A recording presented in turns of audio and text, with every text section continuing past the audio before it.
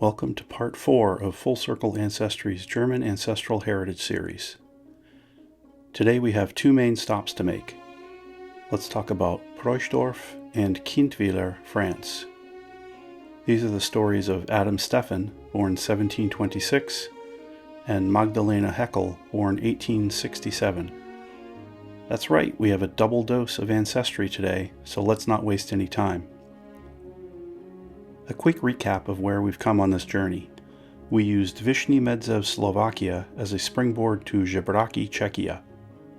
Moving to within the borders of modern Germany, we spent time in and around both Limbach bei Eltmann and Freiburg im Herren. Today we'll make one final border crossing into France. Your first question might be, what does France have to do with the German Ancestral Heritage Series? Let's answer that question, starting with a map of modern Germany. This map has appeared more than once in the series. Our travels in Germany have kept us in Bavaria and Baden, both of which are regions that have remained part of Germany since its founding as a unified nation in 1871. This is what Germany looked like in that initial instantiation.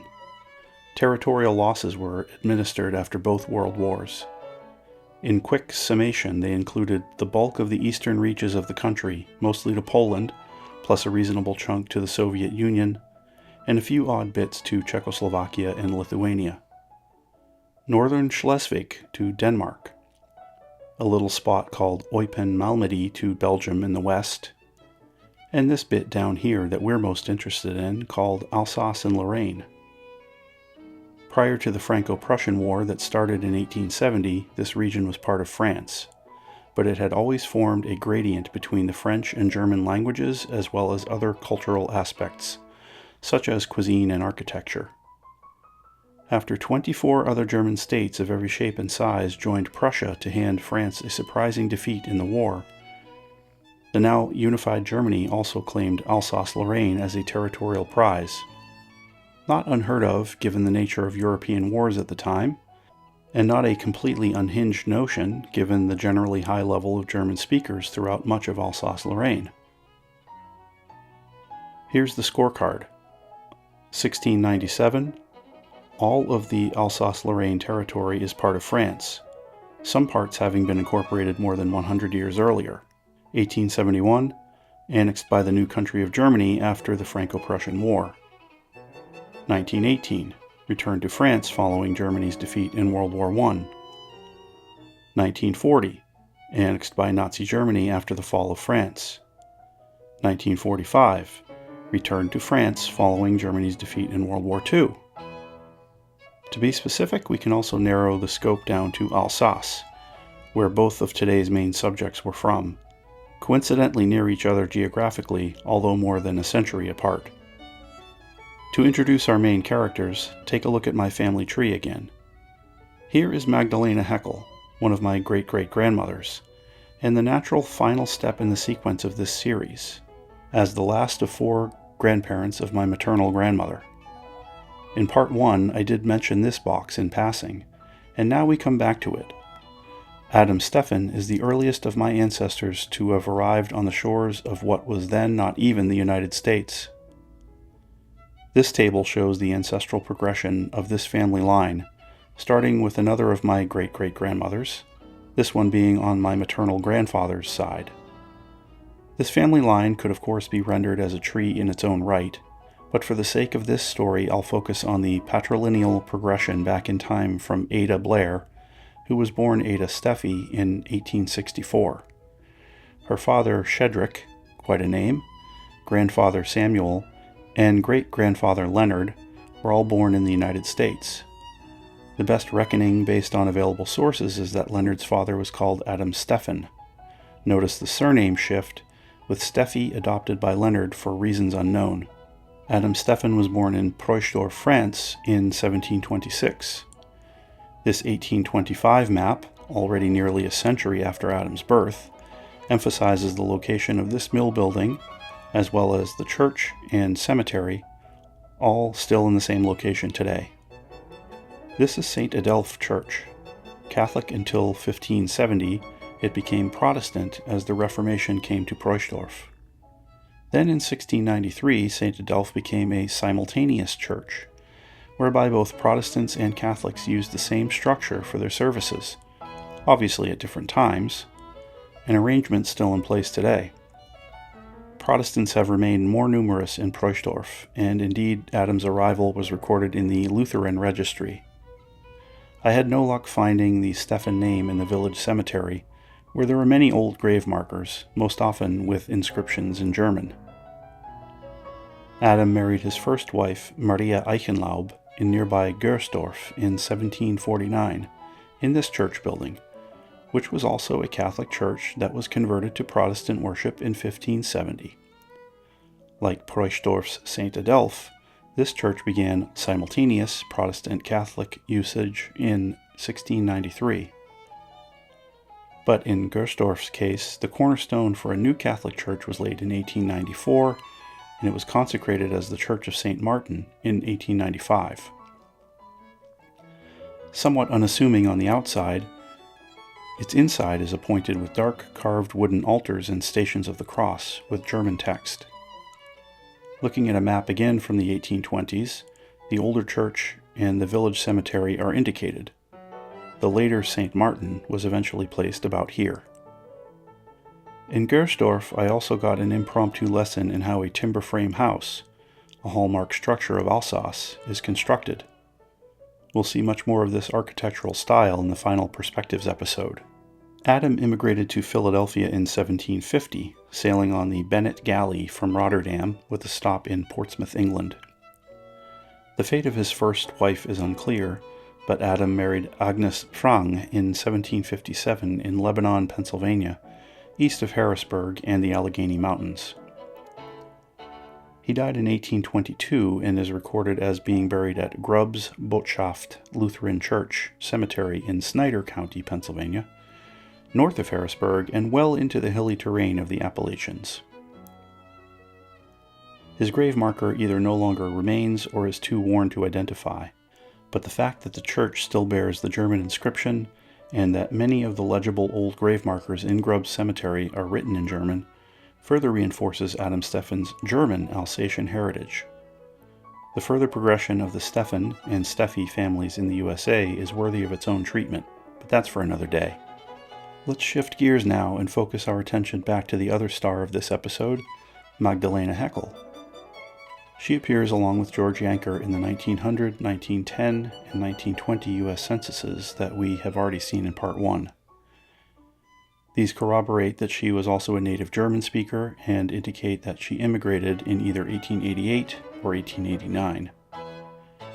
Her entry for 1920 is most helpful in that her birthplace is listed as Alsace. This wedding index from St. Augustine Church in Pittsburgh, the one so critical in nailing down Georg Janke's origin, shows her as being from Kindwiller, Alsatia. Kindwiller is the German name for the village of Kindwiller. Once again, I was helped by the work of others who had already identified the Heckel family origins. Due to privacy considerations, I won't share names of people who did this work regarding Magdalena and others, but I also don't even know who many of them are. Thank you all the same. She was born in Kindwiller in 1867 when it was part of France. Her baptism record is in French, and her given name on the record is Madeleine, the French rendering of Magdalena. Her parents had been married in 1855, and she had several siblings. One of them, her older brother George, traveled with her in 1889 on the French-flagged steam and sailing ship La Bourgogne, which sailed from Le Havre to New York in May of that year. She died in 1950 and is buried alongside George in St. Augustine Cemetery, just across the Allegheny River from Pittsburgh. The Genealogy Mind Hive has provided one more tantalizing morsel. This is a picture of an envelope that was mailed from Haguenau, France, an administrative district and relatively large town near Kindwiller. Its postmark shows a mailing date of 27 January 1940. It is addressed in French to Madeleine, maiden name Heckel, the widow of George Yanker, at the address where she lived in for many years, even after the death of George in 1923. Consider the Alsace timeline once more. When she was born in 1867, Kindwiller was part of France. Within a few short years it had been folded into the new Germany, where it remained when she came to America as a 21-year-old with her brother. By the time of this envelope's mailing, Alsace had been returned to France in the aftermath of World War I, but Germany under Nazi control had recently started World War II and was threatening Western Europe, their troops lining the nearby Rhine River. Whoever wrote that letter couldn't have known that France would fall within 6 months, and Alsace would again be claimed by Germany. But they knew war was on their doorstep. Yet we have only the envelope's front side. No letter, no other information. Oh, to see what that letter said. Perhaps we'll know more someday, but for now at least we can see what Kindwiller looks like today. I visited on a rather gray day with a smattering of sprinkles off and on. The village is still centered on the Roman Catholic Church of St. Laurent.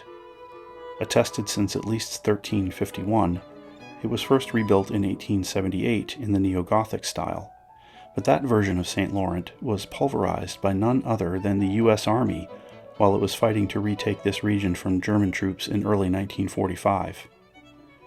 Thus, a new church was built, finally completed in the 1960s. The old sanctuary was saved from destruction, but the rest is new. I was aided by a French-speaking guide on this part of the trip, aptly named Pierre, and he told me that the citizens were to have the church rebuilt at no cost to them, as long as it were the angular, poured concrete and stone structure you see. The map from the early 1800s shows the church's location with a diminutive cemetery behind it, along with the original location of the village's mairie, or municipal building. The cemetery is still there, and still small, on slightly higher ground behind the church. The style is broad, ground-level slabs with markers typically indicating shared family plots rather than individuals. The Heckel name is still well represented. As we walked around the corner back to the main street, I noticed the name on this stone above an upper-story window with the name Wächter, also a common name in the cemetery, and one I recalled as the surname of the mayor on Magdalena's baptism record. I will call her Magdalena from here on, as that is the name used consistently on records generated in the U.S. Just then a woman poked her head out of a nearby window of the same house. She had a brief chat with my guide Pierre in French, as I blissfully watched and followed the cues of his body language, not wanting to look like I didn't fit in. Apparently she was from a branch of the Wächter family as well. We then made our way to the village's modern municipal building, which it turns out was closed that day. But there was someone in there. My guide waved hello, and after a few moments of ignoring his pantomime, she came to the door, pleading with her, in French, that he had with him a sojourner from America seeking to reclaim the spirit of his ancestral village. She relented and ultimately offered to help find a way for us to access the inside of the church, which was locked when we first approached. My new host picked up the phone, and soon enough another local woman with an interest in the village's history appeared, eventually followed by the village's current mayor. The local de facto historian brought along a binder containing information including American soldiers' interview transcripts about the World War II battle for the village, and historical pictures like this cattle-drawn wagon from the same time period. The two women shifted to a one-on-one conversation in what I detected as being the Alsatian German dialect, although I could not follow their dialogue. Alsatian, or Elsassisch, is a dialect in decline, as are all regional languages in France. The fact that the dialect itself is broken into a handful of variations doesn't help the matter. I pondered the reason for their huddle no longer when they opened a cabinet door, asked me what year my ancestor was born, and produced this book. In it we found the original handwritten baptism record from my great-great-grandmother.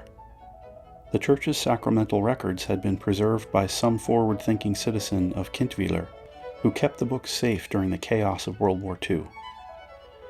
This was a capstone moment of the whole trip. Thank you so much to those people in Kindwiller who helped me that day. Our spontaneously assembled group also discussed the property directly across the street from the municipal building, also directly adjacent to the church, where the Heckel name was inscribed, with an inscription in German, dated after Magdalena had left the village. Being familiar with Kindwiller's enduring family surnames and their family lands, the ladies suggested it was probably the same property, if not the same building, where Magdalena had lived.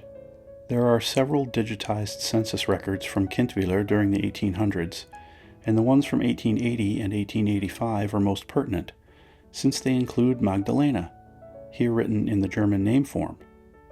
A house number is given, but as of yet I have no corroboration of where it was located. The available cadastral map is from much earlier in the 1800s. I know enough about those maps to say that it is unlikely that the lot numbering on the map corresponds to a house number in the census, especially one taken decades later. For now, we can't be more certain of their location within the village. The mayor and the historian also brought us inside the church. Full of light, St. Laurent has a wide-open single nave, with its earlier sanctuary preserved. Up to the organ loft for another view toward the sanctuary, plus an eye-catching set of pipes, sticking out as well as up. Along the side walls of the nave, the Stations of the Cross are done in the fashion of painted ceramic tiles. Though nothing here connects directly to Magdalena Heckel, this modern church is built on the spot where she was baptized and later worshipped. Standing here was a fine way to end the day's visit to Kindwiller, an unexpectedly fruitful journey. I'll cap this series off with one more Perspectives episode, where we'll explore Alsatian culture more broadly, talk about its position as a literal battleground between France and Germany, sip some wine, and wrap up this adventure. Thanks for watching this episode of the German Ancestral Heritage series. Press the like button and subscribe to the channel so you don't miss out on what's coming next. Goodbye for now.